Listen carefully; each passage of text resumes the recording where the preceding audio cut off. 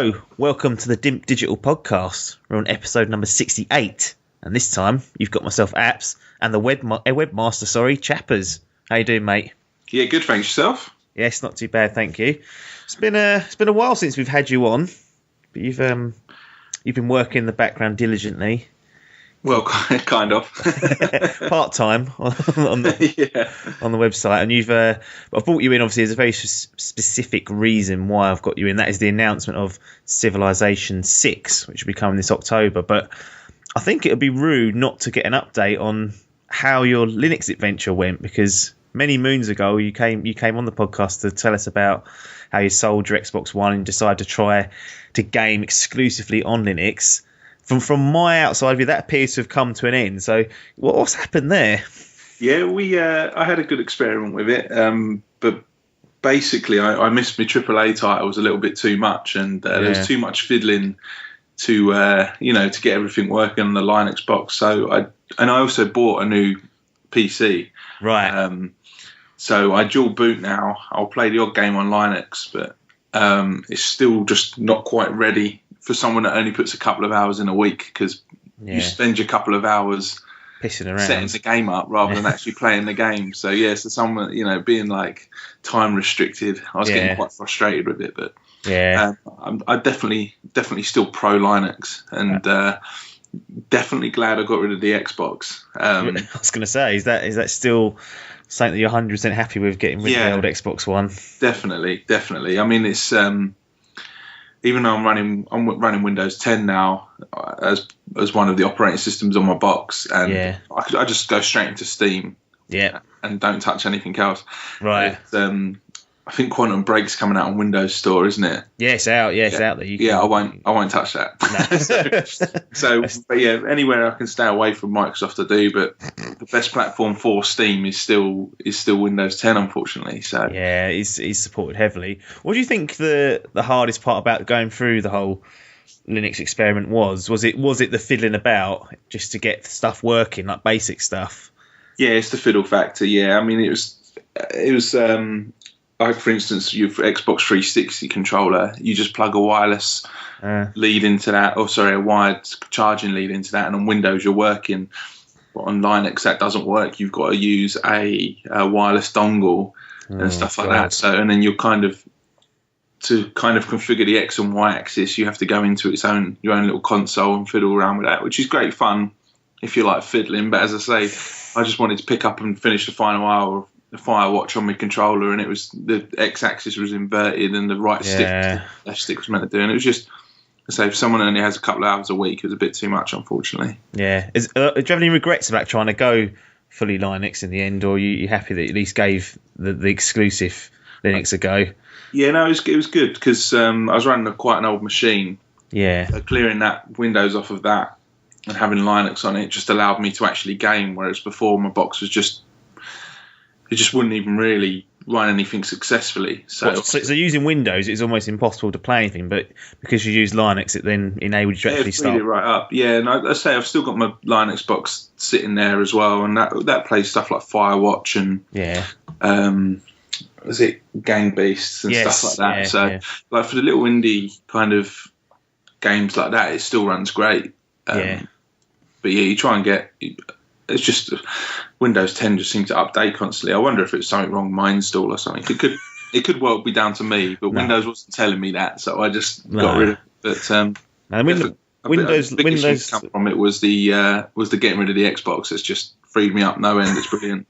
Yeah, that is obviously a plus point for you. Is there, outside of the Xbox, is there any interest in picking up any form of console in the future? Like maybe, if I talk about the NX, you've actually gone on record to say you think that's going to be handheld. The PS4 seems to be solid. It's getting, Uncharted 4's come out. That's getting some high praise. And it's only available on that platform. Could you see yourself in the future, apart from a Microsoft console, picking up something else maybe? Well, after listening to you, Atkins, and Logan go on about Uncharted 4, I was thinking, hang on a sec, I'm missing out here.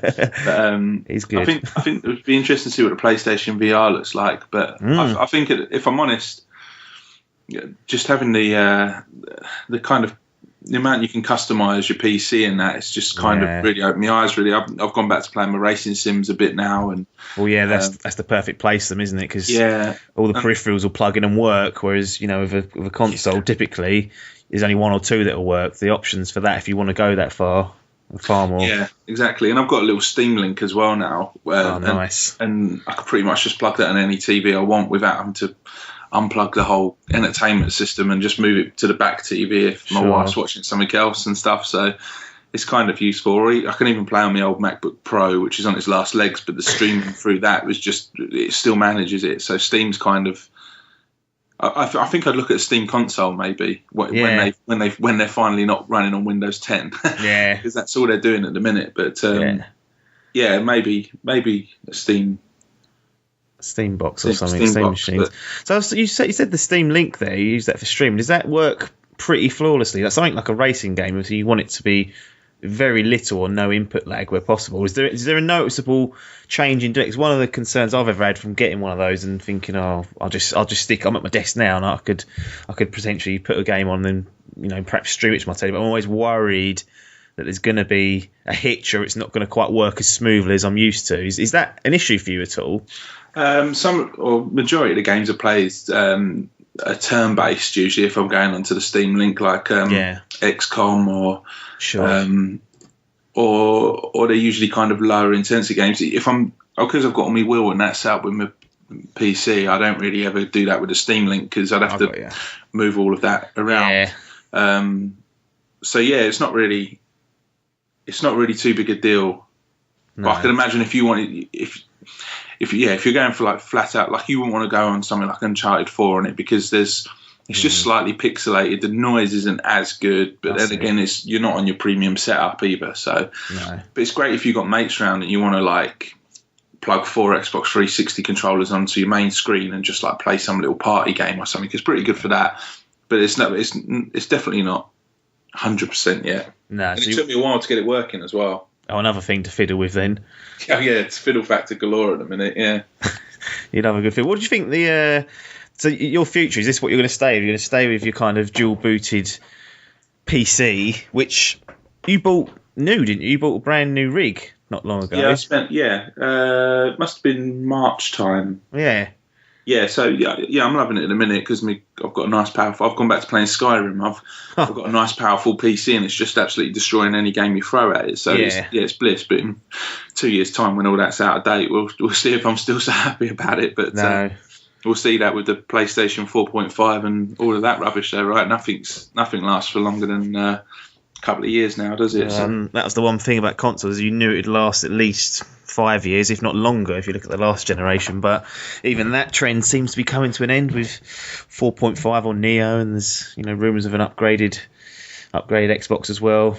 Yeah, I guess you can go back to the N64. They had that expansion pack though, if you wanted to play Perfect Dark and all of that. So I mean, it's completely a different kind of way of selling it to you, I guess. But I had a feeling that it seemed much more accessible back then. I remember the games used to come with the expansion pack that needed it. It was an extra tenner, wasn't it? Something like that, yeah. Whereas now, you could see them doing that and going, well, it's 50 quid just for that. Like, what if it was a plugging accessory? Like, they charge so much for accessories these days that I just can't see them ever being able to bundle it in with a Perfect Dark and it being affordable.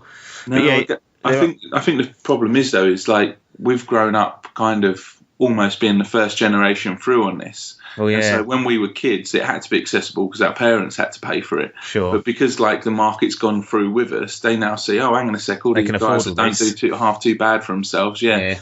You look at guys that spend 600 quid on an iPhone. Yeah. So like for 300 quid on a VR unit, it's actually not a lot of money. For PlayStation VR, it was about 300, 400, wasn't 350, yeah. So it's like a drop in the water for some people, So, and then once one person gets it, keeping up appearances, and they all start flying off the shelf. So yeah, that is true. The generation we've grown up with just being accustomed to dropping that sort of money on a phone every 2 years. People, even if they don't do it outright, they'll get a contract for 2 years, which inadvertently costs them £800 over the 2 years, but. And it's just the norm. Resale value kind of ain't too terrible now either. If you go to these part exchange shops or stick it on eBay, you're going to get a couple £100 back for it if you don't like it within the first couple of months. So there's certainly a lot more tech out there, and people are a lot more savvy, and they seem to be they're spending a lot more on technology, unsurprisingly, because of the way that we've moved forward in the world. But yeah, it's an interesting little ride for you, and I'm pleased to see that you've actually got a setup you seem happy with. So I was worried that you were going to be sitting there fiddling around changing things for the next year, and you never had to settle on something. But it seems like the big money PC that can come in and eat up and gobble up any game.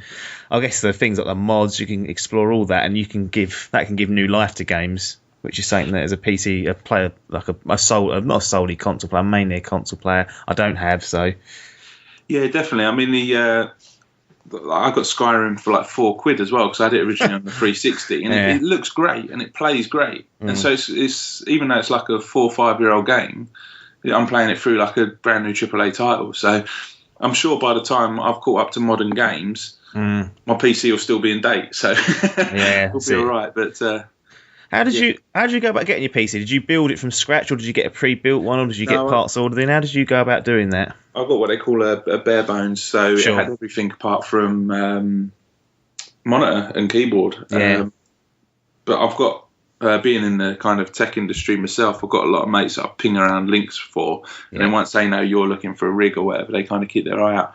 I think I got mine from CCL in the end. But Dave One Up's a pretty good guy to chat with too, with stuff like that. He doesn't really PC game much anymore, but he knows where all the good deals are and that. Yeah. So Destiny Dave's got his ear to the ground, it sounds like. Yeah. Getting the deals. Well, he's a big Counter-Strike player. He still plays a bit of Counter-Strike, I think. Yeah. So, yeah. Got to make sure you're in touch with if you're playing that game, especially doing it competitively, and it is a competitive game by its nature. It's not way too slow for that game, I tell you. Have you given it a go lately, have you? I've not really played the latest one. I used to play Source when I was at uni a bit. Yeah. Just absolutely destroyed. I remember I had the original. I played that a lot. I used to go to an internet cafe to play that because... Really? Yeah, well, because 56k dial-up around Wakering weren't going to cut it. That's true. It was never possible. It was always like ping of like 600. I was the worst on there. Down, Mum! Yeah, that's it. Yeah, things like that. Yeah. The phone go. So we go to an internet cafe and play it for hours and hours, and they weren't too badly priced back then. But I remember and then I went round a mate's house who had like a good PC and whatnot, and I remember CS Source. I remember he showed me that you could go up to a tower, a PC tower, and with the knife, like cut it open, and all like the motherboard would fall out, the fan, and I was just blown away the level of detail back then. You could cut open this computer generated computer and actually have some of the components. Yeah. To a real PC. Yeah, it was leagues ahead, that game. Absolutely leagues ahead, yeah. And it started off as a mod. It's amazing where it's gone to these days. But let's talk Civilization. Yeah. That's the main subject here. I mean, long-running, very popular strategy game. I've actually only played Civ 5, and I've not played it anywhere near as long as I should have. I went through a stage of playing it for about a couple of weeks with Piper. He kind of got me into it, and I was like, oh yes, it's good. Stopped and never quite got back into it. But what's your history with this series? Which ones have you played? Have you played many of them, or just the latest one, or not too many at all? I've always known of Civ. I think everyone has, hasn't they? It's always been there. I remember 90s. going around a mate's house once, and they were playing it, and I had to kind of just sit there watching them. This was the original Civ. And it was back in the day where, if you went around a mate's house, you did sometimes get stuck just watching them play computer games. Yeah. But, so I was kind of intrigued then, but I think it was the day of kind of GoldenEye and all that, and all the fast-moving games. So I didn't really have a gaming rig either back then. No. And then I think the first one I kind of played myself was Civ 3. I used to play a lot more real-time strategies. Yeah, like and then Command & Conquers, that sort of stuff. Yeah, and the Empire Earth 2 was a big one for us as well. And then Civ 4 I got into quite a bit, and I was really enjoying that. And then Civ 5 just absolutely blew me out of the water. I think I've got like 400 hours on that. So yeah, it's been an absolute beauty of a game. I used to sit on the train commuting up to the city with it on my laptop and stuff like that. So yeah, I've played kind of every single scenario, and I could probably load it up now and still play it all evening. It's just an absolutely brilliant game. What?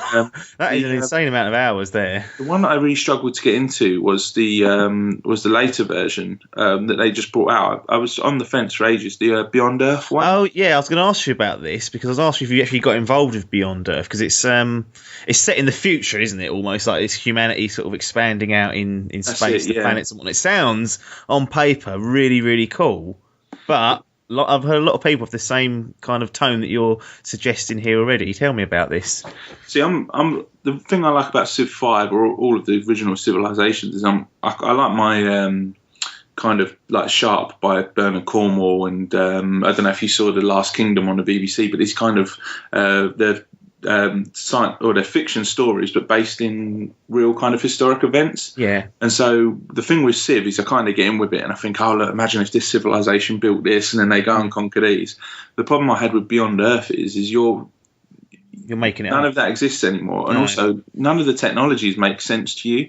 Like in Civ 5, you research writing, and then you can make laws, or you could do navigation. You can go into the ocean. It's all relatable, isn't it? Yeah, but the Beyond Earth, I was just every time I was choosing the technology, I had to read what one it done, and then what the next one was, and none of it makes any sense because it's all sci-fi. I mean, if you sat there and learned all the lore, you'd really get into it. But I just couldn't quite get my head into it. Really, I felt a bit ripped off. It felt like it should have just been a mod.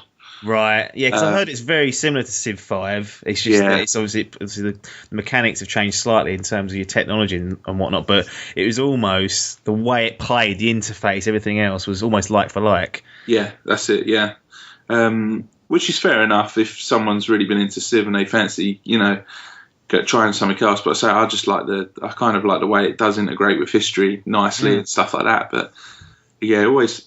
Do you know what as well? I always thought, if I've ever played a game that much, I'll just absolutely destroy anyone I ever play. Yeah. Last place I worked, I played my mate at lunchtime. I absolutely hammered him the first game. Second game in, he absolutely destroyed me. Yeah. Is that Civ 5, yeah? Yeah. But I think a lot of it is like, and which is why I keep going back to it, is your starting position on the map is like so important to what happens in the game. Right. And so, like, potentially, if you're on an island on your own and you can't research like navigation for maybe 100 turns, you finally get to the mainland and like your mate's just got an army of like 100 soldiers sitting there with like 20 cities. So, but it's great because you never play the same game twice. No, it's always different. That starting point. Is that what draws you into Civ? Then is there one kind of factor you could put your finger on and say, okay, that is what I love about Civ, and it's resonated every time I've played it? I don't know really. No, I think it's a build up of small things that makes it amazing. Really. Yeah. It always seems just as you're getting bored of it, they bring out a DLC that absolutely is an absolute home run. Yes. They seem to do the DLC really well, and it completely. It's not like just added onto the side. It completely changes the whole game. Yeah. And yeah, I think this one was Gods and Kings, which brought in religion. Yeah. Which was I think that was just a normal built-in part of Civ 4. But they do it so well. You can create your own religion, and then you choose your own benefits of the religion and stuff like that. Sure. And if you can turn like your whole continent to Chappersism, then all of a sudden, like you've got influence over all those other city-states and that. Yeah. And you can, you can play a whole game without actually ever fighting as well. You can just try and like spread your culture to other civilizations and win that way. I mean, there's just a million ways of winning, and there's so many different leaders with different perks and that. Yeah, it's just a really well-made game. Yeah. Do you now prefer a turn-based strategy game over a real-time strategy game? Because you tend to find people that are either fans of one or the other. I was always like you. I was always a real-time strategy guy, but I'm getting more interested in turn-based. I've got XCOM. I've given that a little go, and I've got Civ as well.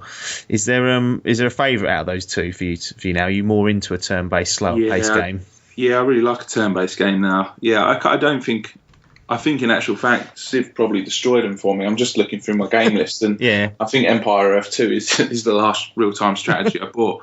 I still play the Empire Total War games, but they're turn-based with real-time fighting. Sure. And and I'm probably equally as passionate about them as I am Civ, if I'm honest. Although my hours on Civ's through the roof compared to any of the Total War games. Yeah, so. yeah. No, I've got Total War Shogun, I think, and I just haven't sat down to play that either. It's one of those things I bought on a Steam sale and then never invested the time. Yeah. Do you prefer playing Civilization as a multiplayer game or a single player game? No, the multiplayer is tough actually because I mean, one of the reasons I done it so well at my last place is through the winter we played through lunch, and so every day you're carrying on with that story. Oh right, so you obviously wouldn't finish it in the hour. You'd play over a course of like a few weeks. Day. You're falling asleep at 8 o'clock with your pork pie and your glass of port in your hand. You know, it's not one for the faint-hearted to kind of take on. It's a war of attrition, isn't it? yeah. Take on. Excellent. Well, let's talk about Civ 6 and perhaps what you would like out of that, because we know it's coming. We've seen the trailer. Sean Bean narrating it. Got him involved, which is always a good thing. It's coming up pretty soon as well. October the 21st, 2016. You've obviously got your new gaming rig there. I assume this is on your radar. Yes, definitely. For some sort of purchase.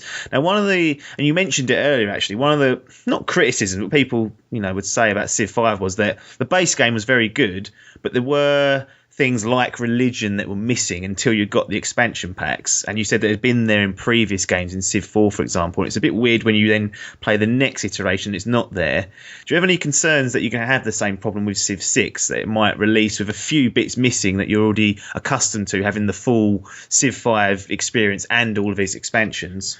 Yeah, I mean, that is definitely possible because they've already announced, this always blows my mind with all developers, that they've already announced that they've got 4 DLCs coming. Yeah, how do you know so that? It's like, yeah, exactly right. It's just like, well, how about you just release them with the game? Yeah. But, I mean, obviously it helps stage and like investment and through staging and stuff like that. I get that. But there is a worry with that because... yeah, it's like you said, you feel like you're getting less than what you had before. But from what I've read on their site already, the changes that they're making are incredibly significant. It's not like a FIFA 16 to 17. No. There are some big changes they're doing in there. So I think it will be enough to keep you going, I hope. Yeah. What sort of the headlines of these changes that you think are going to be good to make 5 to 6 a good jump? So I kind of touched on it earlier where I was saying, depending on where your civilization starts on the map, it kind of curves where your game goes a lot. Yeah. And I think they're really going down that line now. So, for instance, if you start off by the sea now, I believe you're going to be able to research naval technologies quicker. Sure, because you're based in the sea, it makes sense. You're going to be interested, And if you're by the mountains, you'll only be able to build certain wonders. And the wonders actually take up a tile now as well, I think. Right, so, okay. Rather than having one square in the middle that keeps getting bigger, you'll actually expand your civilization out across the hexagons. Sure. Which is going to make, obviously, defending your city a lot harder because someone might just come in, knock down the Eiffel Tower and then run off again. And you're losing all that culture. So, and I think they're saying as well that you can now put workers with combat. Right, I see. Just because otherwise that was always the annoying thing, that you'd move a worker once and then you'd have to move the soldier after him and stuff. Yeah. So yeah, I think there's definitely. I think that sounds pretty good, really. Especially being a bit of a kind of a map geek as well. 'Cause, you can always kind of. I don't know if you've ever done it. This is probably when I was playing it a little bit too much. But you'd start off a game and you'd be like, I want to be near the coast, and then you go back out and start a game again and get down the coast again. So, I think that's quite exciting. Yeah, I mean, this is not really the same, but speaking of map and map manipulation, I remember on Red Alert 2, I used to build my own maps. You could build your own maps on that, which was great. Something that I do miss to this day. But I'd always build 4 islands, so I couldn't get attacked for ages, and then build like air thing and go and just I put the computer on easy and just destroy all the other 3 islands, but I'd make sure my island was the biggest, had all the ore, had all the diamond ore, all that sort of stuff, and cheat really. But I was only a kid, so it was win at all costs. So I mean, the map thing's always interested me with Civilization. Is that something that's randomly generated each time, or are there specific maps that you will select and go, right, let's play on this one, or is it always based on Earth, or how do they work out the maps in Civilization? I've never sat down to figure this out. So there's a real world map, and you can have that small, medium, or large, and that's the same with all the other ones. But you'll have like a kind of continents, so that would be like what the one you was just saying, where maybe 2 or 3 civs will start on 2 different continents each. So there's lots of different map types. Or you'll have like the Great Plains, and so that won't have any sea on it, or you can just have a random, and then that's like you're saying, it'll just pop up random. Okay. I think through mods you can download different maps. Yeah, no doubt. These, and usually in the DLCs they throw out a couple of new maps as well, because I think there was one with the Polynesians or something like that, and that was they were like island hoppers, and so there was literally like no more than 3 bits of land together at any one point. Yeah. So and it'd be interesting to see the new way they do it with this, because obviously it'll be because it's so much more dependent on how the map comes out. It'll be interesting to see if they still kind of offer the same options. But there used to be like 30 options of maps, and they all had the different size settings as well. So I mean, you could never run out really. Yeah. So you're getting some good vibes off of 6 already. I mean, we don't know a lot about it, but you're quietly confident that it's going to be something that you're going to enjoy, and will it? Could it ever rival Civ 5 in terms of hours? I don't know if it would ever rival Civ 5 due to hours, just because of circumstances, really. Because I'm not doing my commute and stuff like that. But I think it could rival on playability. I mean, the thing I love about the Civ albums is like a good band. If a band keeps releasing an album and it sounds exactly like the last album, you get really bored. But with Civ, I mean, this is going to be a 6-year gap, and it sounds like it'll be a completely new instance of a Civilization game. Like there'll obviously be turn-based. There'll be some form of squares that you build stuff on. But from one review I've read was saying it would almost be more like Sim City. Okay. Because you can build the city in ways that you can defend certain things. You've got to be quite a bit more smarter about how you're going to. Yeah, I think so. That. Interesting. I mean, the graphics from the free screenshots they've got on Steam, they're kind of they do look a bit cartoony, actually. Oh, really? That's the thing I was a little bit disappointed with. But I found an article on IGN that was talking to the art director, and they've made quite an interesting change. You know the fog of war you get where you haven't discovered anything? On Civ 5 it was clouds. Yes. On Civ 6 they've done it as a map. So it'll be like just a plain bit of paper around the outside of your map, and then when you go out a little bit further, it'll be like a blueprint of the area, and then when you go out actually onto that square, it'll render it fully. So I think that sounds like a nice little graphical improvement, but I wasn't overly impressed with the way it looked. But maybe it's just a way of trying to make it a little bit more timeless. We see it you look at most Nintendo games, they never go out of date because their art style is cartoony in that sense. Seems like a bit of a strange one. I mean, it kind of looks like World of, I can't ever say the word, Kerflings or whatever. It kind of looks along that style. I mean, to be perfectly honest with you, the graphics is usually the last thing you look at in a game. Sure. But apparently they've changed the AI around quite a lot as well, and you can negotiate better with the computer. But I believe that when I see it as well, if I'm honest, because they said that about 5, and I don't think that was really any different from 4. But, no, it seemed like it's difficult to negotiate there. What was going back to Civilization in general, what is your method of conquering? Is it all out bloodbath by force, or do you prefer a more cerebral approach? Usually, it kind of sounds a little bit like when you with Red Alert. I just try and stay out of trouble for the first bit and just try and get a bit of a stronghold. Keep your nose clean. And then see who wants to, if there's someone weak next to me and I think I can just walk through them, I will. Yeah. But in general, I'll try and deal with people and stuff like that. So kind of like real life, really, I guess. You see someone weak, have a good old trample. Otherwise, you kind of, slowly scale up to them. But it'll be interesting to see what victory conditions they have as well. If it will still be the cultural domination, science and stuff. Yeah, maybe they'll add a few other, maybe one more or 2 more. But that's, Civ 6, it's coming this October, and I assume we're going to get more details as the year goes on. Yeah, it just kind of come out of nowhere, that trailer, though, didn't it? It was brilliant. Yeah, really surprising. It wasn't. Yeah. I just almost not forgotten, but I assumed one was being develop, but I had no idea when to expect it. I didn't think about it, if I'm honest. It just kind of come out of nowhere. I was like, oh yeah, that'd be nice actually, having a new one of them. Yeah, no, to be fair, actually, like Civ 5, what was that, 2010, then you had the 2 expansion packs, like a couple of years, and then a year after.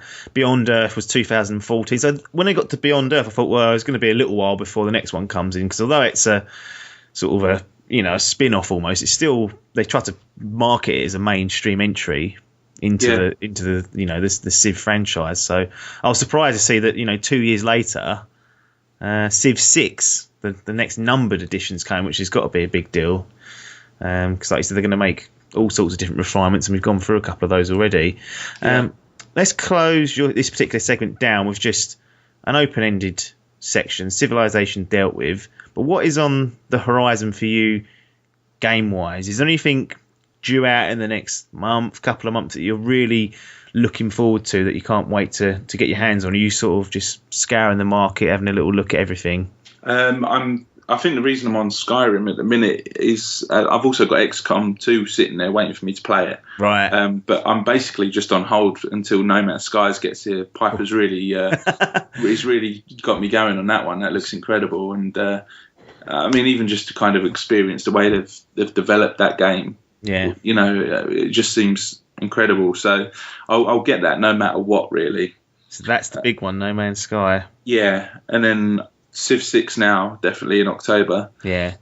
I'd love to try some VR stuff, but I just don't think I'm going to have the budget for it. Because I mean, I've been looking at the last place I worked, we've done a bit of Oculus Rift stuff. Yeah. And I used to watch a lot of videos then of guys playing like R Factor 2 or Project Cars with the headset on. It was working great even back then with the development kit.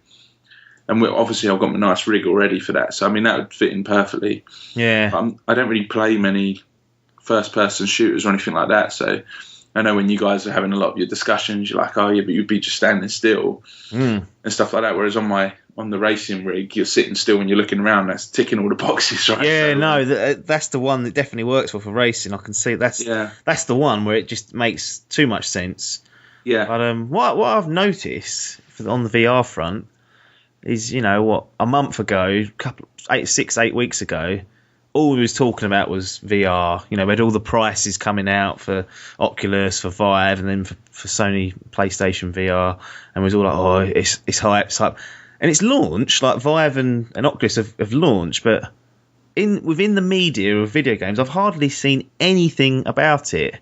It's really surprised me how it seems to have gone under the radar. I don't know if you're getting the same feeling. Like, it almost feels like it's not actually out yet, but they are. Vive and Oculus are there. People have got them in their houses. They're playing games, but I don't see hardly any coverage whatsoever.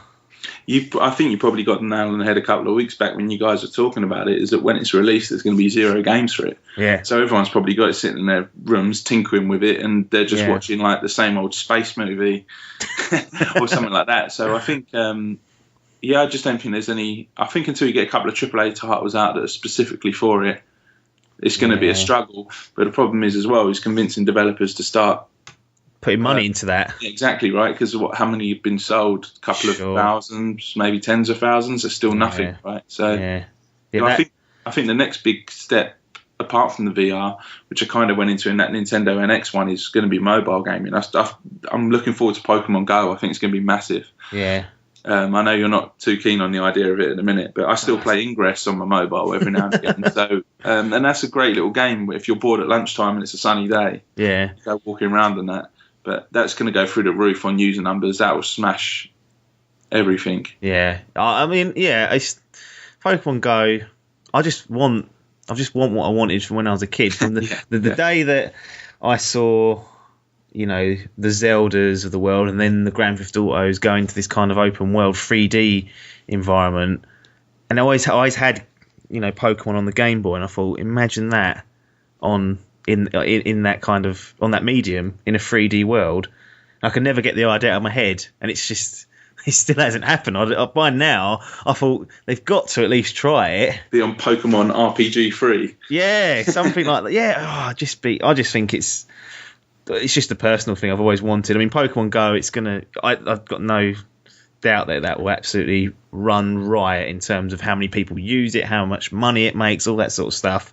Whether it's for me is another question, but we've seen not a lot of it, and we're getting towards the mid part of the year. I'd have expected to see a little bit more, but the way Nintendo market things, and they just do whatever they want. So a typical marketing campaign for them, isn't what happens. But you got obviously Pokemon Sun and Moon coming out. That's the next mainstay edition on the 3DS. But I'm still hoping that there's some sort of NX hybrid where you can play it on the go, and then you can go home, put it on the NX, like the home part of it, if that's what exists, and it goes into 3D or something like that. But yeah.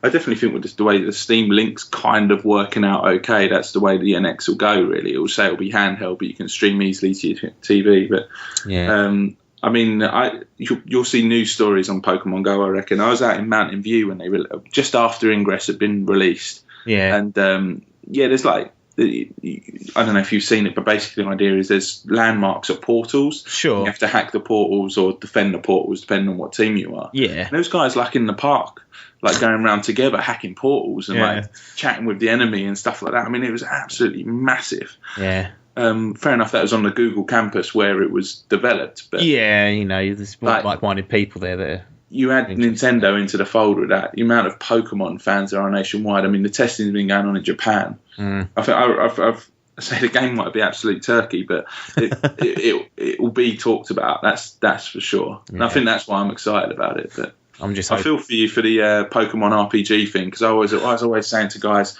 imagine if Grand Theft Auto was like open world and you could run into your mates and you could blow stuff up and do missions, and then it happened and it was bloody awesome. So I do feel for you not having your Pokemon RPG. Yeah. But, it's that thing when I was a kid, as soon as I saw the idea of other games doing this open world 3D realm, I was like, oh God, Pokemon, surely it's going to happen. It still bloody hasn't. That's a bit of a sour note. One day. Yeah, one day. Once we hit the big time, we can pay for it to be developed. Exactly. Cool. That'll be expensive if you want to do that right.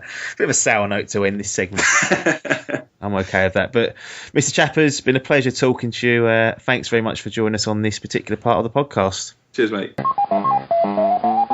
He's back after 4 long episodes, a month. Back from the dead. Yes, I've managed to pull some strings and get a hold of the one, the only, too cool for school, Joshua Hall. Yes, welcome back. Back in the fray. Loving every second of it. Yeah. Now, unless my memory fails me, I actually think this is the first time you've appeared on here without your partner in crime, Logan. Is that correct? Is that a little nugget of trivia for the Dimp Digital fans? Not sure. I think I might have done one with you and Paper early doors. Oh, maybe. It's never been me and you, is it? No, it's certainly been with Logan for the last long time. Busy man nowadays, so I'm getting up highly sought after, they say. Getting up Big Tail's nose. That's all I've been hearing. Yeah, Big Tail blown out of it. Yeah, really costing him. Well, my question is, because it's now 1-on-1, are you going to freeze up without someone to have your back? Because now you're alone with me. Can you handle me? Is the question. Well, more than likely. I mean, normally it's me and you that tag team up on Logan, so it's true. To be fair, I think even we'll behind probably his back. Yeah, do it deliberately. Yeah. He's a twat though, isn't he? So, yeah, no, I'm sure we'll be all right. I'm sure we'll stumble through somehow. Yeah, I think we will as well. Let's start with what you've been up to game-wise. Since it's been such a big gap, usually you play some right weird shit. Now, you got the shit. No exception. No, you got the shit kicked out of you last week for playing Saints Row 4. And I have been playing a lot of Saints Row 4. So that's complete now, isn't it? 100%. 100% on Saints Row 4 Xbox 360 edition backwards compatibility jobby. Yeah, I've got one achievement left to go. I'm on 960 out of 1000G. Jesus. And the one achievement that I have left is to play the game for 40 hours, and I don't know if I can be bothered to leave my Xbox running for that long just for that achievement. I do wonder about this achievement hunting sometimes. Whether, because the ones like that, where you just leave your Xbox on. Yeah, but that aggravates me. Because that is a waste of time. Yeah, it is a waste of time. That is valuable time that I could be spent getting other achievements. Yeah. Now, but I see some of these achievements. Like Adkins he's on a platinum charge on PlayStation, so he's trying to get the trophies. Yeah. Essentially the same thing, but obviously organised slightly different. Yeah. And one of them was to, the one of them was to get all the collectibles. So he brings up a map or a walkthrough that tells him where everything is. Yeah. And whatnot. And another one was to finish it on crushing, and in order to do that, he enabled a few cheats, and he's going through it like that, making it easier for himself. At what point do these just become arbitrary things that you're doing? You're not actually achieving anything because you're actually relying on someone else doing the work for you, and you're just following instructions, especially with like collectibles. I struggle. I struggle to understand. A lot of it. I mean, certainly, I can only talk for myself, but I think Adkins talk for others also, because it's better that way. I think he's probably in quite a similar situation where I like to do certain achievements for me, just like, when you get those ones that you think to yourself, it's a bit of a challenge, something a little bit entertaining. And then I get to a certain point within a game where I'm like, right, well, I just need to polish off the rest of them now just to get them done. And there will be some that, I like. There'll be stuff that I'll just cheese. I'll either look up online or I'll even the Minecraft ones that not long ago went back onto Minecraft to get the updates for that with regards to, they put out the Wither and whatever else. Yeah. I've got no inclination in fighting the Wither properly. So I found a way of doing it online where I can make him spawn inside a wall and he basically dies on his own. Yeah. And it took us, for me to get, I set everything up and you came online and got all the achievements in what? Under an hour. 10 minutes? Yeah, it was probably 20 minutes that we were online for. Yeah. So I've got no real sort of burning desire to do certain things properly. There's some that I like to do, but a lot of them I will just take the easy route if that is an option. So where's the drive come from to do that? In the number. It's all about the number. That's all it is. It doesn't matter. It's not to do with the number. It's not to do. Say like the classic Titanfall one, shoot the ejecting pilot with that fucking laser shot of plasma. Yeah, that takes some luck or skill and or both. It's a lot of luck. Yeah. So ones like that. Would that not? If that was but the thing is, go on. A large proportion of achievement hunting for me is also balancing time to achievement output. So, for example, that plasma railgun one, I tried for fucking ages. Yeah. Wasn't getting anywhere near it. Return on investment on that, so it got dropped. Binned it off. This Saints Row 4 one that's left over, I've completed the game to 100% on about 23 hours. So that means I've got to put an additional 17 hours in for 40G. Yeah.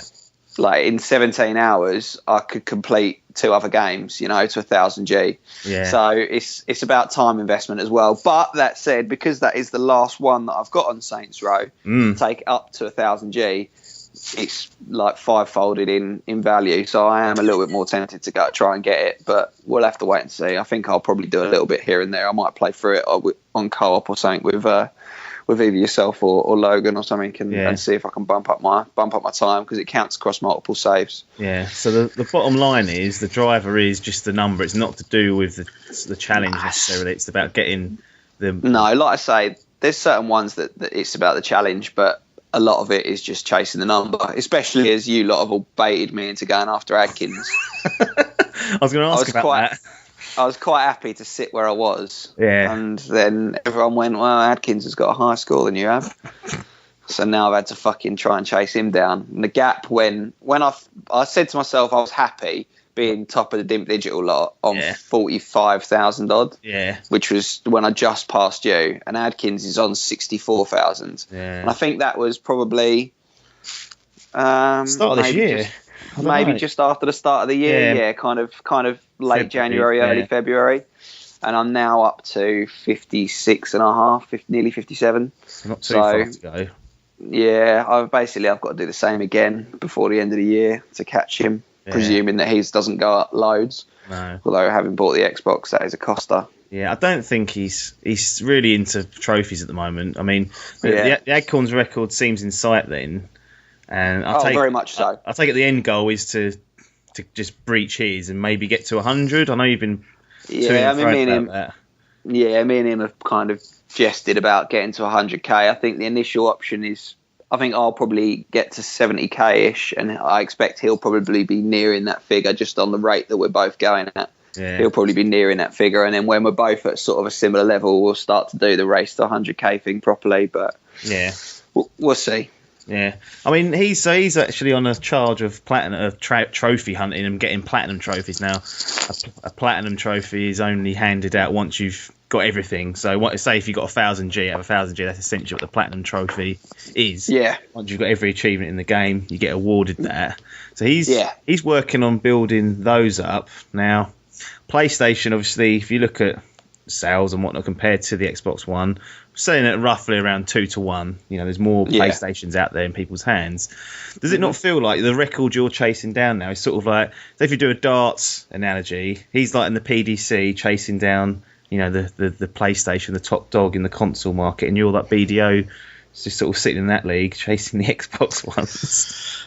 See, the thing is, I don't know why, but I think it's to do with the fact that it's a number rather than the like everyone. Well, a lot of people that I've speak to with regards to PlayStation, just like the trophy system. Whilst yes, it was, you know, I think it was asked for by quite a lot of people because let's be honest, like the achievement thing, it was a brilliant idea brought out by Xbox. Yeah. But they just don't seem to be anywhere near as grabbed by trophies as they are by achievement points. And yeah, I don't know. I mean, obviously Adkins has got pretty gripped by it, and reckon his life it is. Yeah, it will do that. I can kind of see the interest in it, but it just doesn't appeal as much as Xbox achievements for some reason. So you're happy being the BDO then? You're happy being, you know, the second rate console? Well, I feel like because they've been around for longer, people put a lot more effort in. Yeah. The best people don't hunt trophies; they hunt achievements. Like, in my opinion. So I feel like I'm part of the PDC personally, but. Right. There you go. They've been overtaken. There you go. That's that though. So you've been obviously Saints Row, nearly completed that. Was one achievement left. What other nonsense have you been playing? Not saying Saints Row's nonsense. Actually, as I said, I think it's quite a good game to be fair. You know, I've been playing a little bit of Borderlands, obviously, with yourself and the others. Which when we say a little bit, 2 sessions in 4 weeks, I think. Yeah, that is a little bit, isn't it? 1 hour sessions. Yeah. I've been playing Defense Grid 2. What's that junk? That was one of the games. What's that junk? What is that? Sorry, that's not the right way to... No, junk would be correct. It's one of the games of gold that came out. Unsurprisingly. Yep. So it's tower defense game. You know, aliens coming in, you put down towers, blow them up. Relatively straightforward. Yeah. So started doing that. Was mildly entertaining. Got to about 500G and went, well, I might as well 1,000. So now I'm on 800 and something. I've got like 3 or 4 left to go. 5 left to go, actually. I think I've got 5 achievements. You just agreed with me that game's junk. And one of the things you said you would try and do this year was not to play shit. Can't help it. Can't help it, can I? No. I get suckered in. And then following on from that, I've been playing Costume Quest 2. What? Is that a freebie? Yep. Games of Gold. Yeah. Free. Came out the other day. Which is like a turn-based RPG. Can I guess? It's about trying to get a costume, like a knight. It's about... I don't know what I'm trying to guess here. Maybe that should be a new game for us. You just... Yeah, I'll tell you the dog shit I've been playing. And I'll try and guess what it's about. Jesus. Yeah, it's about a dentist that's gone back in time because he hates Halloween. And he's taken Halloween away from the world and made costumes and candy illegal. So you travel back in time as your 2 little kids, and you travel back in time to try and defeat the evil dentist's plans and make Halloween. And it's one of these ones that doesn't take itself too seriously. No. There's a lot of silly jokes in it. It's quite entertaining. It's well written. The gameplay is non-existent, you know. Like I say, it's turn-based fighting, Final Fantasy style, click and push, which I actually quite like. It's not blown me away, but you know, it'll keep me busy for a little while. So I'm slowly ploughing through that. I've put in about 3 or 4 hours into that. Yeah. But otherwise, not really much, to be honest. Just kind of fritter in between them at the minute. I put a lot into Saints Row. It took me, like I say, about 23, 24 hours to complete that. So, what was the last game you bought? New or within the first month, maybe? Like, I'm trying to think. Last game I bought. Been a while. Yeah, it has been a long time. I know you bought those little small games like for a couple of quid, but I was just going to discount them. I mean, I'm talking proper title. Yeah. Hang on, let me go and look. Gonna go and have a little look. Yep, we're gonna go for a little stroll. I'm trying to think because I bought the Handsome collection, obviously, which kind of counts. But realistically, that's not a sort of proper purchase. It's not a new release. I don't know. That's the point I'm driving at. Is there any like new games that are coming out fresh? Black Ops 3. Black Ops 3, and that was last year, wasn't it? And that is with Pee-wee. Black Ops 3, and then before that, probably Halo 5. So that shows you how long it's been. Yeah. Shocking behaviour. Or is it shocking? I mean, you still enjoying just doing this, like taking up the freebies and grinding them out for the G? Or is there nothing out there? You missed anything? Have you got anything gone by this year? This is it. This is what I was going to say. There's nothing that I look at and think, I really wanted to get that, or I wish I bought that. You know, I'm trying to think if there's anything that I've downloaded, and I don't think there is in terms of like full retail release, because I bought Madden a little while ago. That's probably more recent than Halo 5. But yeah, there's nothing that's come out. I mean, I quite fancied Quantum Break, but everyone kind of said it wasn't very long, and it wasn't amazing. Good cheese, though. Yeah, a good one for that. Easy one to have been.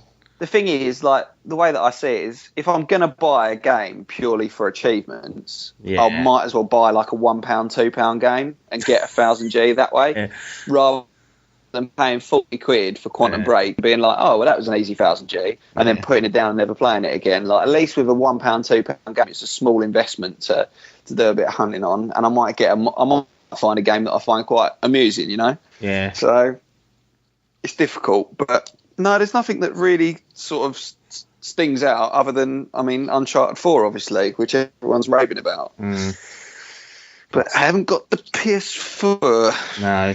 Which is costly. That is a coster. I mean, one day, there's going to come to a point where we will look back on both the two big guns consoles and just have a look and see what their libraries are like, especially when it comes to some of the exclusive. Both have been pretty slow. Last year, you know, seems like there's been more volume on Xbox One, but a bit more. The quality. We've got Gears of War later this year. Well, and they released the beta a little while ago, which was kind of a little tease into it. So that's quite a big name. Like, that's quite a big game that's coming out. But I mean, you think through. There's not many Xbox exclusives that I think of now and think, oh yeah, I can't wait for that, you know, or even many Xbox exclusive franchises that I look at now and think, oh, I can't wait for that. Yeah. You know, Halo was the last big sort of franchise they had, and Halo 5 was amusing for a while, but it's not one that I'm going to go back. But I don't like playing them online particularly. No. It's not going to be one that I'm going to go back to and put a lot of time into. No. So, I mean, other than that and Gears of War, what is there really to keep the Xbox people? Yeah, I mean, when you compare it to some of the PlayStation ones, like Uncharted and obviously the game that we're coming on to next, it's like... There's a lot of big titles out there. I think both of them have been pretty poor. It's just that in the last month, Uncharted's come out and it's got very good reception. Whereas if you compare it directly to Quantum Break's reception, much more muted, much more, and they're all they're different games completely. But if you were to say like exclusive for exclusive, that has really pulled Quantum Break's pants down in terms of its reception and how people are reacting to it. There's a lot of buzz going on about it. Whereas Quantum Break sort of come out, it's like some people are like, yeah, it's good, but it's not great. And it's I think both have been pretty poor, and Sony have obviously got lucky-ish the fact that they've got Naughty Dog and they've spent a lot of time on this, which was delayed 3 or 4 times, and it's come out and, you know, it's lived up to what everyone was hoping for. But other than that, they're not really churning out a great deal. on that? No, I mean, like you say, it's been quite a quiet time for both consoles, really. Neither one's. There's not. I couldn't list off 10 games that have sort of screamed at me in the last year or so for, big name releases. No. So, I mean, maybe we're coming to the end of exclusives. Of exclusives. We're talking about cross compatibility between consoles and Windows 10 PC.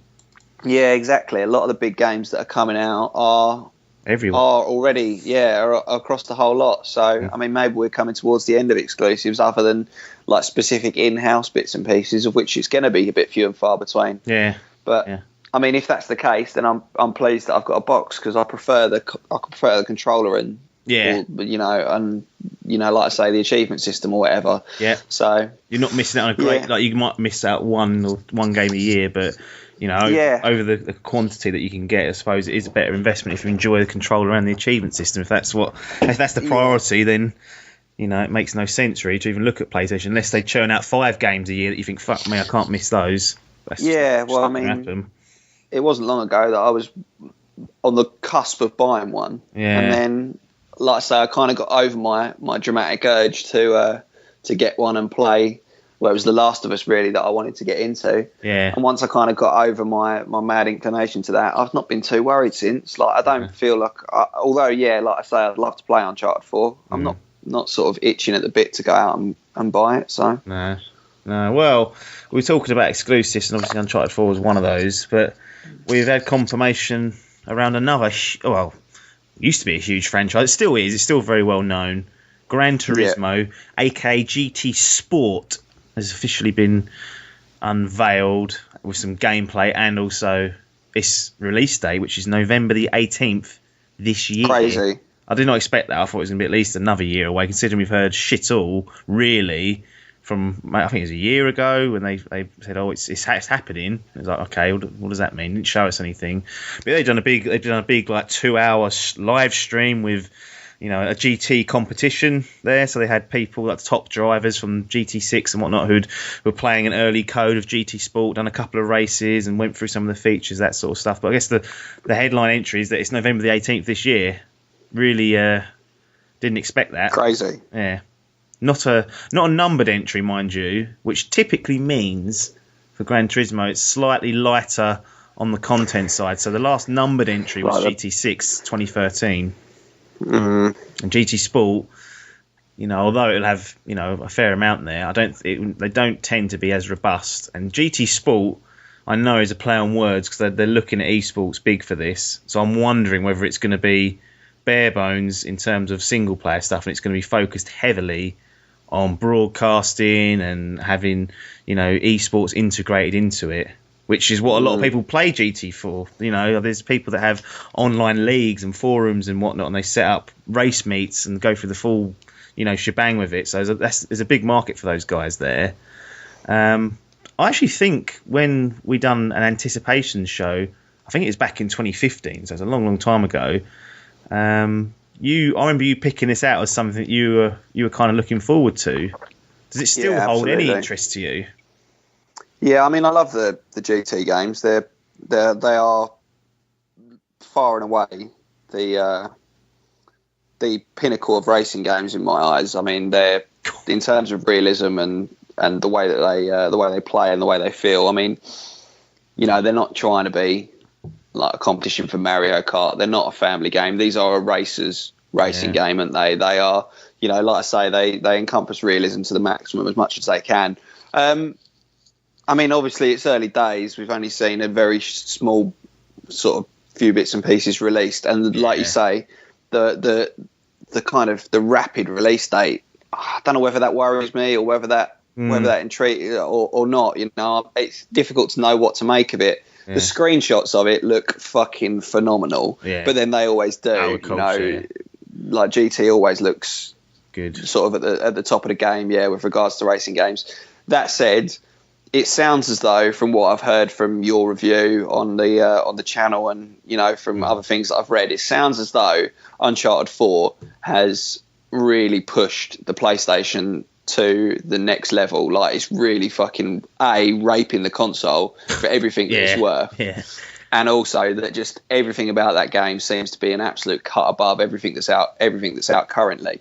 And I'm desperately hoping that is what GT does for the PlayStation as well, that it is the next cut above, that they've secretly been working on it, and it's going to be the next level up. And if it is only a smaller game, with a relatively small one player and it's focused at online, I haven't got a problem with that too much, to be honest. No. What I wouldn't necessarily want is I think it was it GT5 Prologue or something? Yeah. Was in reality a very, very small game. It wasn't a game. It was a demo almost, and for a game that never materialised. Yeah. So I hope that GT Sport is going to be more than just like a teaser for a game in the distant future. I hope they've put a little bit more substance to it than that. But looks promising. Does look seriously promising. And once again, if that comes out and it looks like the game that it fulfills its potential as the game it could be, then it's another one in the PlayStation column that says, thank you very much. Yeah, exactly. Yeah, so looking at some of the stats, so it will feature 137 super premium cars. I don't know. There's a difference between premium and standard cars from what I remember. Someone can easily correct me on this, but from what I remember is that premium cars were fleshed out, proper looking, like nice looking cars. And I remember it must have been GT5. They had standard cars which looked like shit. And then these premium and these premium cars that they put the effort into, they actually made a bit of an effort. Yeah, had like an internal a dash and whatnot. Everything was proper. It's got 137 of those, 19 different locations, and 27 layouts. I don't know what the hell that means itself. If you compare that to GT6, which came out in 2013, they had 1,226 cars and 100 tracks. So it's very much more on the Prologue side, although Prologue had 70 cars, so it's an upgrade on that, and only 6 tracks, which is very, very small. So it's a kind of a happy medium, isn't it? But feels like a very long time to not have one, and then to only get this. Do you know what I mean? Like, you kind of expect we have been waiting a long time, haven't we? 3 years is, that is a reasonably long time, especially considering GT6 was only on PS3, so last gen console. It didn't get any release on the PS4, which I think was a bit mad personally, because that year is when all the new consoles launched. So people were packing up those systems and binning it off and finding new games. And we move on to it now. I'm a very casual racing fan. I feel like GT's lost a little bit of momentum in that respect, because we've seen what Forza are doing. They're pumping out on Xbox every other year. You've got Forza Horizon, which is like a spin-off of it, which is a nice distraction for people in the proper Forza entry series.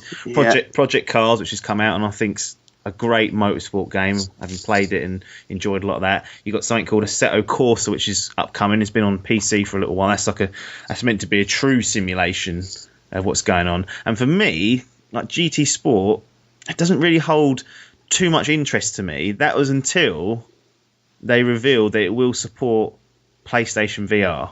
See, this was the other piece that I was going to lead on to, that it comes out at a time. Is there a specific release date for PlayStation VR? I can't remember now. It's back end of this year. I think it's October time. I think. Yeah, I can't remember. It's all gone off the radar now. It's all gone quiet on that front. I was saying it earlier to Chappers, but it was. So I'm. It's kind of. It's obviously what they're gearing towards to a certain degree, isn't it? That this is going to need to be that, but it just makes. I don't know if it makes me a bit uneasy again. That. The thing is, GTs, if they do this properly, I don't know whether it's because I've got such low expectations for early VR bits and pieces. I don't see how it's going to correlate over very well without them scaling it down to some degree. I don't know what the resolution or what the capabilities are of the VR headsets and bits and pieces that we've got already. But I would expect GT6 to be running in perfect HD, at 60 FPS perfect HD, and whilst that might be possible, I don't know, I just find I'm hesitant. I hope that it works, it transfers over well, but difficult on it. And plus I kind of feel like VR for racing games, if you're in a car and you've got a steering wheel in front of you and yet you're holding a controller, I feel like you need the full kit if you're going to do it to a certain degree. Oh yeah, yeah. I mean, let's be honest, a lot of the serious racers will have that. On they've got a stand, they've got a seat, they've got everything's set up properly. Yeah, with your pedals and the full works. Yeah, it's all going to be set up for those. They'll already have that. So all they're doing is slipping on. They could potentially slip on the helmet and beat the helmet. The only thing you're missing is the wind in your face. And you get a fan to do that if you really want to put a helmet on. 4D, mate. Yeah, see, absolutely kill it. So that's a big step. Having a title.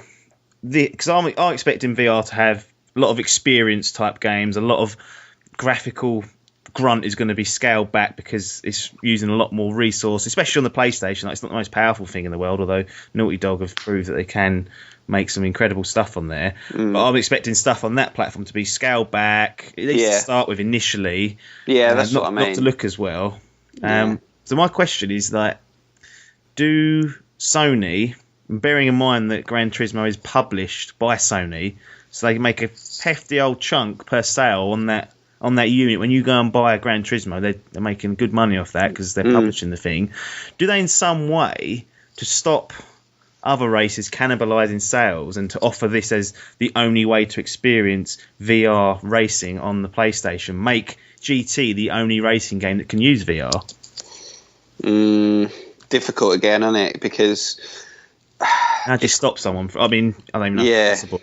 Yeah, exactly. I mean, the thing is, I think it really depends. It's dependent on the investment that Sony want to make into VR. It looks like that's the way that gaming's going. It looks as though a lot of companies are saying, do you know what? Yeah, fuck it. We need to heavily go for this. Yeah. If you do that, you got to remember that GT is not a game for every racing fan. A lot of people didn't like the old GTs because it was too in depth. Yeah. They didn't want to have to worry about. They want to be able to bank it into corners and fucking rattle into the side of cars and then just suddenly turn off, which is what the Forza games offer at the minute. You can, although you can drive sensibly on Forza, you can also get away with just being a fucking idiot and just ploughing into the side of people. You just turn damage off and job done, Yeah. So, whilst they sometimes have those options on GT, I feel like if you were to say, this is it, this is all we're doing for PlayStation VR, fucking get on board or fuck off. Yeah. I feel like you just cut your audience down too much into something that you've put so much investment into. You need to make it available to as many as possible. Yeah, you need to have as many devs as possible making stuff. Absolutely. Because the headset itself's got to sell, not just the game, is it? Yeah, and plus the fact that, developers that make not just specifically racing games, you don't want to alienate them. No. You don't want to say to them, well, you can make games for us, but just not racing games. And they go, well, we want to make a racing game. And they say, well, you can't. And then it's like, well, it starts to get political again. Yeah, exactly. We'll go and fucking work with Zuckerberg. Yeah. Could put Facebook VR on there. Yeah. So, I mean, it'd be interesting to see how VR works with with GT Sport. It's, it'll be, in terms of like a quote unquote a proper game, it'll be a big step for a console VR headset, I think. Yeah. Considering what we look at, but I'm not sure about Gran Turismo. I don't know. I know there's a lot of fans out there because they typically, this is only from, through other people's experiences, typically they're online racing leagues and online racing sessions that you can set up are mustard compared to something like a Project Cars, which has an overall better package. But people that are playing these games are serious racers, like you said. They've got the kit. They invest a lot of time. They practice. They treat it almost as like a race meet every week. And they do have weekly races. And there's you go on GT Planet, and there's tons and tons of different leagues set up for different people, different skill levels. And they take this shit seriously because you can't afford to go motor racing in real life if you're just average Joe. This is a way of being able to get really close to that sport, have all the kit in there, and make it feel like you're actually doing it. So that's what they do have. They normally have the edge in that department. So they're the online play, and it's all set up and supported to run those type of leagues for people. Having said that, from my perspective personally, that's where it kind of falls down a bit. Is because I like, as being a casual racing fan, I like to have the full package, which is why I really like Project Cars. Yeah, because it felt it had a good offline, it had online there if I wanted it, but You know, it had all sorts of different... forced upon you, yeah. There's tons of different classes, all the way from go-karts to supercars to touring cars to F1, you know, or equivalent of F1. And that's what I wanted out of it. But GT's got an audience and they know how to make a game for that. So GT Sport arrives November 18th in the United Kingdom. We'll keep an eye on that and see how that pans out. And it'll be interesting to see the results, how that works on the old PlayStation VR for sure. Yeah. Now, Star Wars Battlefront. Sequel coming 2017. That's been pretty much confirmed. But more interestingly, it seems a bit soon, but whatever. But EA have confirmed, I think we kind of knew this anyway, that Battlefront did not have a single-player campaign because they wanted to meet the Force Awakens film launch. And so I think we may have suspected this, but I was railing them pretty hard for just being lazy. But we now know for sure this is the reason why. It's good they come out and clarified this. But do you feel like they were in the right to do this? You know, are they? You know, is that ethically cool? They can do whatever they want. Really, they are releasing a game. They can do it. But I don't know. I didn't buy it because of that reason. And although it sold well, I still think they would have sold a lot more had they had a campaign. But if you miss the boat on that film, you lose out on a shit ton of free marketing, essentially. Yeah. The film's doing it all for you. I'm sure they had people that work there that are way more intelligent than you and I and have done the research and have weighed up delaying launch and missing out on the hype of the film against releasing in line with the film without a single player. I mean... The thing is, whereas they lost people like yourself as an as part of the target audience, but there was an awful lot of people, I should imagine, that bought it purely because the film was coming out. Paper, Adkins, Logan, those three, exactly. Biff, they all went and got it because of the film. Yeah, no precisely. Doubt. You know, a lot of people were on that bandwagon. I don't think if they delayed it, even if it was only a matter of say 6 months, I think they'd lose an awful lot of sales, and they made an executive decision that, do you know what, we'll scrap the campaign, we'll bring out what we've got. People did like it, people have, had good things to say about it. I don't know how many people are still playing it now. I know certainly none of the four that we've just mentioned are. After they all went, everyone raved about it and said about how fucking brilliant it was and blah, blah, and makes you feel like you're part of the film. The thing is, you only want to watch the film once and then you put it down. You don't want to fucking watch the film on repeat every day, do you? It's just that it doesn't happen. So, I mean, it's a difficult one. They did their piece, I suppose, with getting the units sold, and no doubt that the coding and the effort that they put into whatever stage they got to on the single player campaign will go into the next one in 2017. Yeah.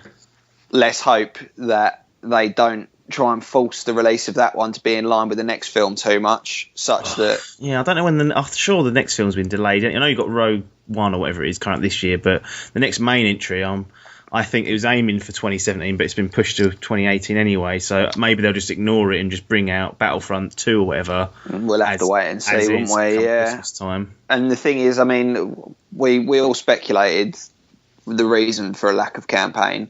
Lazy. And our our three biggest things were either A, they're just lazy, B, that they wanted to tie in the release to the film, or the third option was that they didn't know where to go with the campaign, or there was restrictions as to what they could do with the campaign with regards to spoilers and do they tie it in with the film, do they go off a complete tangent, is it something completely different, is it because like when they released the heroes versus villains mode on it or whatever, you were playing with the old favourites, who are who are still part of the film franchise, so presumably the single player would have to involve those characters, and like I say, you got to find a balance again between upsetting Star Wars fans that if you went off at a tangent and not giving away too much of the films, or legal obligations that they've got to not give away any bits and pieces in the film. So I don't know. I think it's all a bit of a minefield, to be honest. This is what happens when you tie in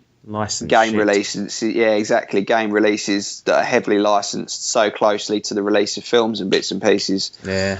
Although that said, it did a better job of it than most. I mean, it's not... it's not, certainly not bad. Certainly not a terrible game. It's just that the replayability is probably not quite there. No. No, you're right. Yeah, it's a bit of a disaster when you've got those license things. You've got deadlines to meet.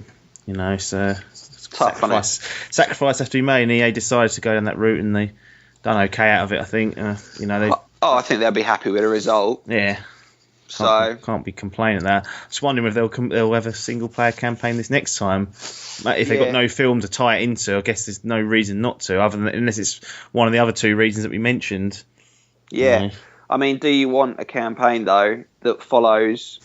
I mean, from the films, the whole point is that the Jedi have almost died out. Do you want the game to follow, for example, the story arc of, I don't know, just a generic stormtrooper or a generic rebel or whatever, or do you want to follow the lines of a Jedi? In which case, you're going to have to go off to a tangent to the films. So you can't win, can you? Nah, it's tough for them. It's always tough. I mean, they always say that one of the best Star Wars games was Knights of the Old Republic, which is a complete prequel to the films. It was its own separate, when all the Jedi stood. Yeah, exactly. That's the way to do it, really, and then you ain't got to concern yourself. To worry about. As long as it all ties in at the end to a certain degree, you can just go, job done. Thank you very much. We've told our own story there.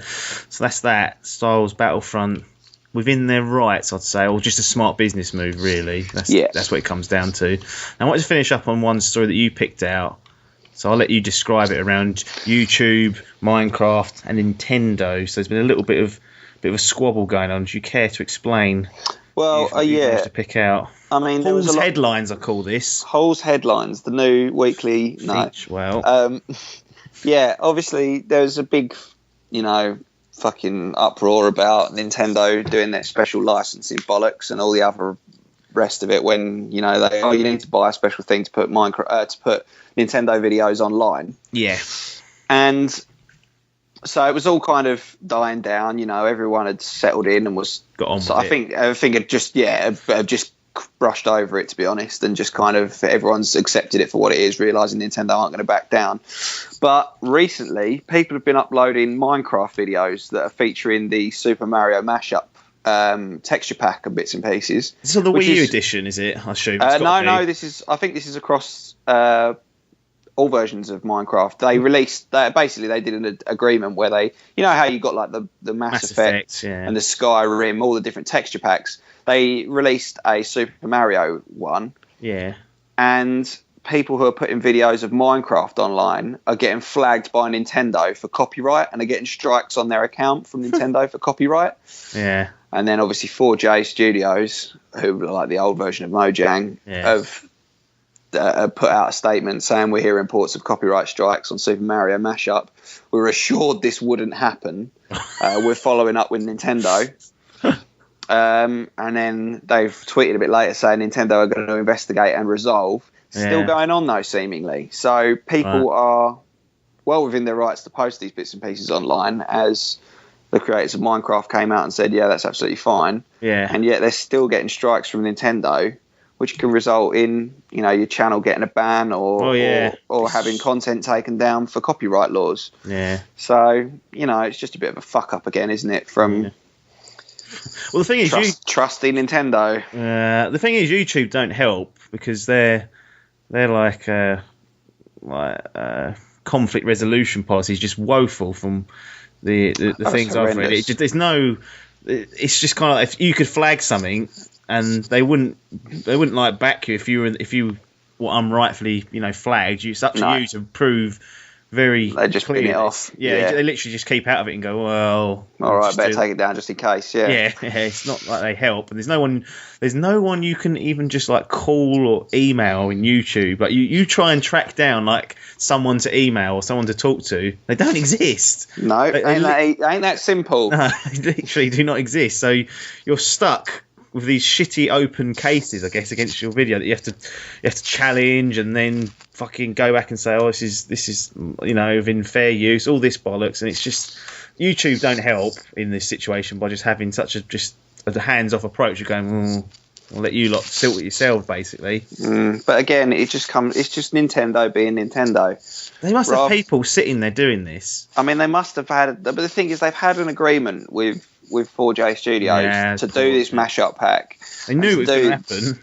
Yeah, they must have known that these were bits and pieces, and they've, like I say, they've obviously had an agreement with 4J where 4J have come out and said we were assured this wouldn't happen, and yet here we are. So it's it doesn't look good again, obviously, on Nintendo. But I mean, people got over the whole you have to buy a Nintendo license. People have evidently bought licenses. A lot of the big channels are releasing Nintendo content, so I think people will get over it again. I just caught my eye for being amusing. That was all. Yeah, without just shitting on Nintendo, but to be honest, they've got the lowest sales at the moment for the console. So perhaps the whole uproar to start with, it's people like me moaning, and I've even got a Nintendo console, so it's not ever going to impact me. So the whole fallout from this video flagging probably only impacts in comparison to the wider game community a smaller portion, doesn't it? Because there's 12 million out there compared to 40 or 50 PS4s, so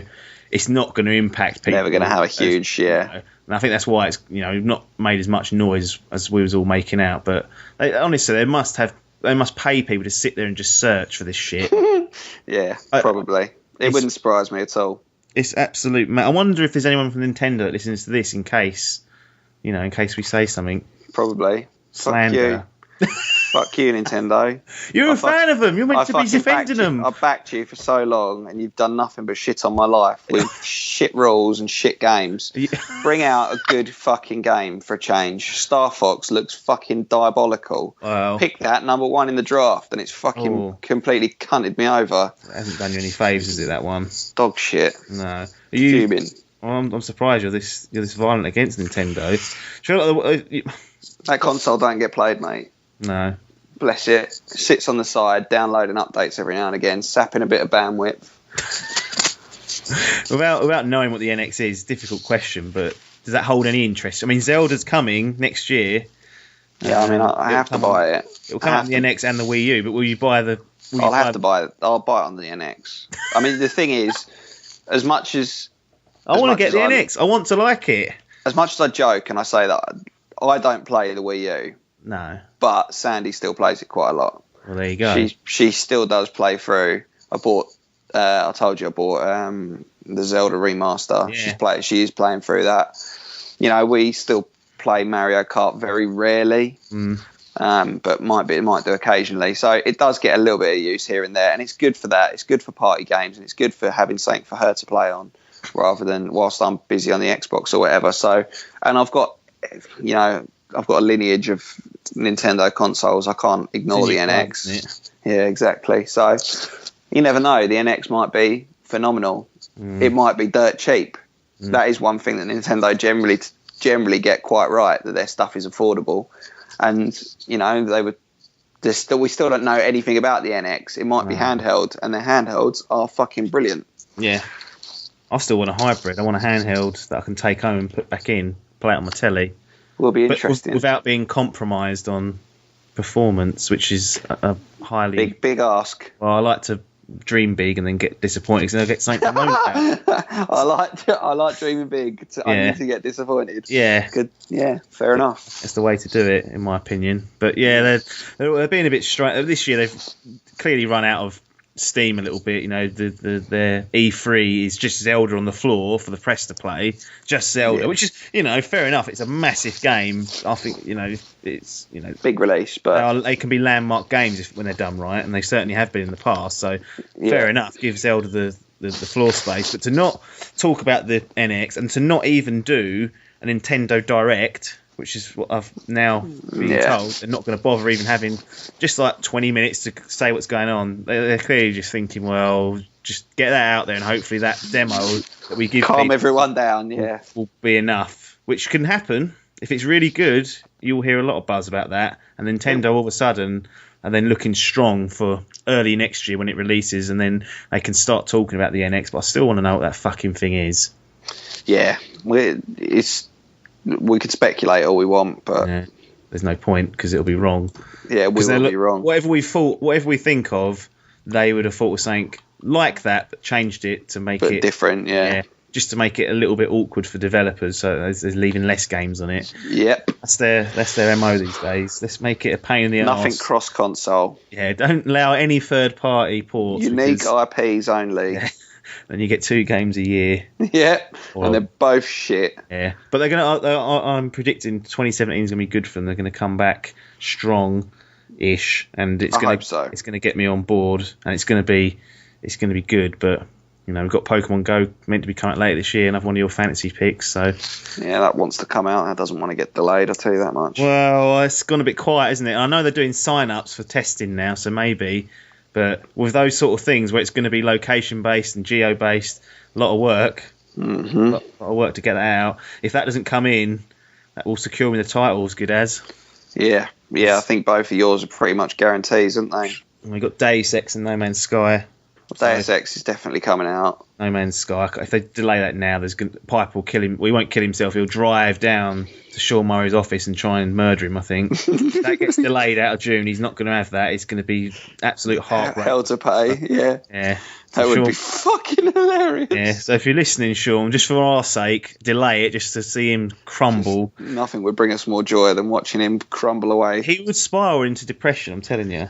Yeah, I've never seen anyone, for someone like James, who doesn't particularly get hyped up about games, and he latched onto Guild Wars, which, let's be honest, was very average. He's go mad.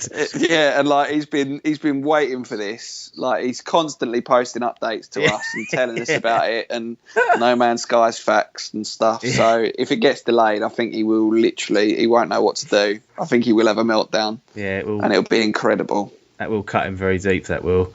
But let's wrap this up. Now, that was actually slightly longer than I anticipated, but because we haven't had Hall for a while, I thought, well, if it runs long, it runs long. So it's good to make use of him when he's here. So probably one of the longer episodes of this particular podcast, but I hope you've all enjoyed it. If you want to get in contact with us, you can do this. You know, you've got Facebook, YouTube, and Twitter, which are all /Dimp Digital. You know, they're equivalents there. And you can get on our website, which is dimpdigital.com, which is kind of the hub for us.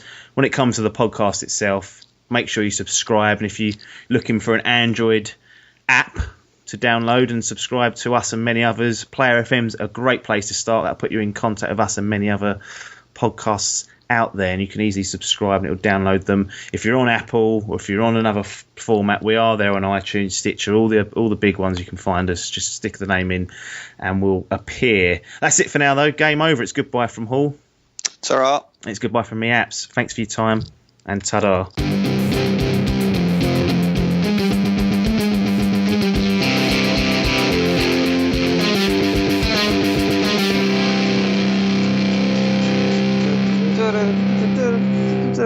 I have to put this on because I feel like, yeah, well, I have to show people this that haven't had the chance to listen.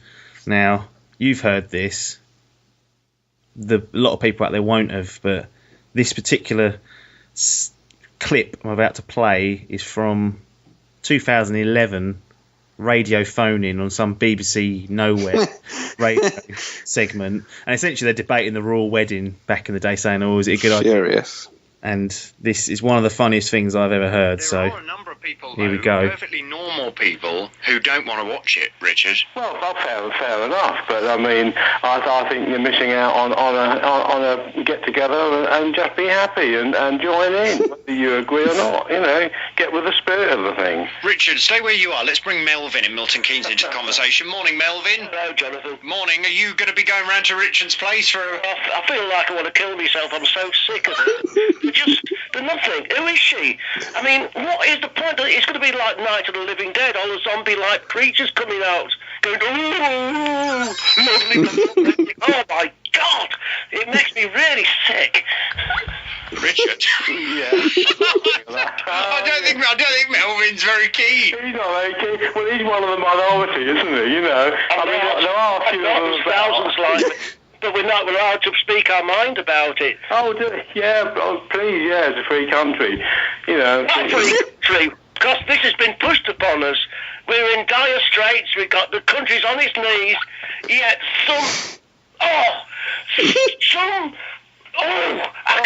if I say what I want to say, I'll be banned. I'll be taken off the air forever. Well, it's really, you want to get alive. People like you really want to coffee and get real. Well, of course, nothing. They mean nothing to you. You cannot have hang on, Melvin. They Melvin! People like us and people of royal family scrape on the bottom of the shoes. Melvin! It makes me sick. I'm really, really sick to death of it. Melvin! You put it on the radio. What do you hear? Royal wedding. I'm bloody fed up. Melvin! Oh dear. Has he gone? I should have gone. Tourism is going to bring in something terrific about Oh, this. God. It's incredible. This is one of the best bits. He cracks up. Live on radio, the presenter can't handle it. Wound up, I've never heard anyone so angry on the radio my entire life.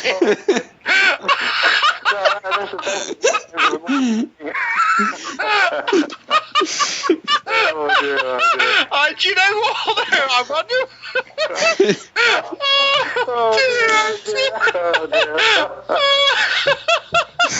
What's he on?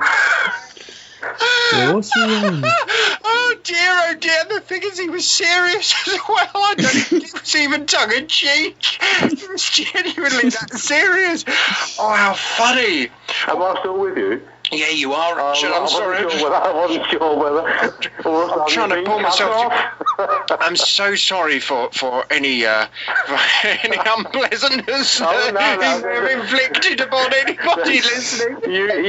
You couldn't pay for better entertainment than that, But could do you think that he is on his own, or do you think because he said there are thousands like him?